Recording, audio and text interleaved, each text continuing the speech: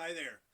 Today we're going to learn a little bit about simple harmonic oscillators, and to do that I've brought my friend Plum Bob. We're going to use it as a pendulum, and if you notice when we go back and forth at a short length here, it goes fairly quickly. If we lengthen the length of the string, it goes more slowly.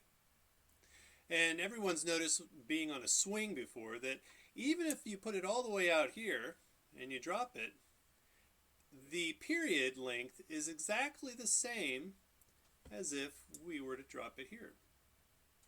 It takes the exact same amount of time. Let's look at that again.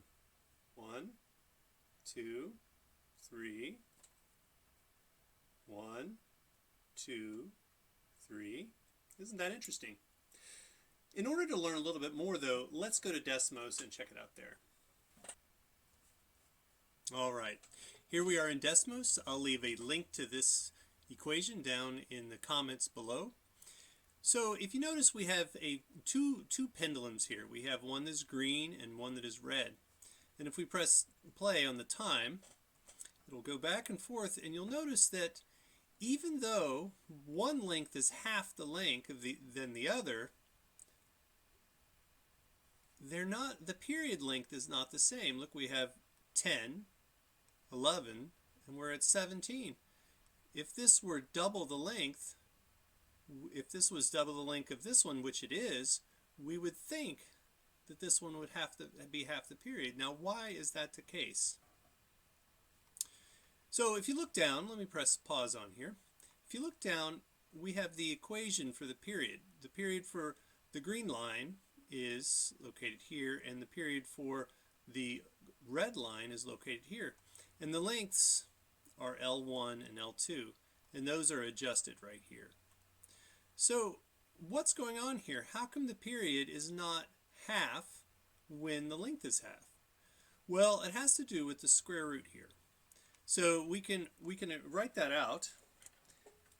We can write the equation out, so we can say, for example,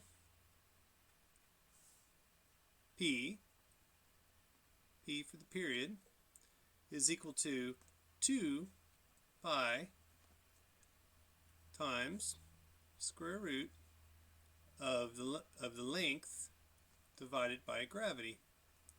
Now let's say we want this to be the period to be 2 times the previous one. So let's just multiply this one times 2. Now, one way to do this is to get this 2 underneath the square root bar.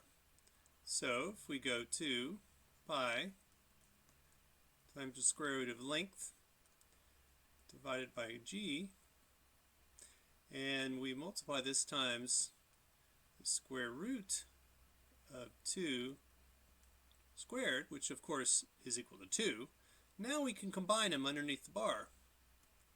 So we have 2 pi times the square root of L times 2 the square root of 2 all over G. You'll notice here now that L is L times 4.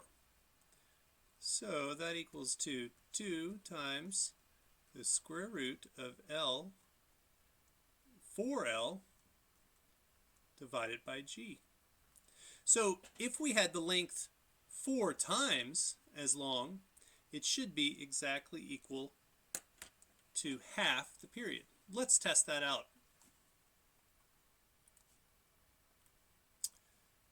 Okay, so if this is going to be 5 times 4 would be 20. Let's see if that works. Each of these counts right down below how many times it has gone past the period.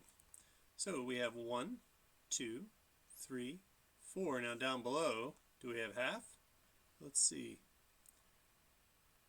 5, that should be 10. It is. 6, it should be 12. 7, should 14.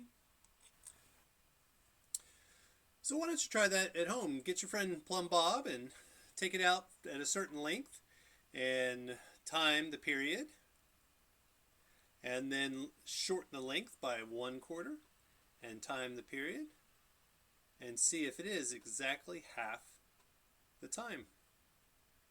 Have a nice day.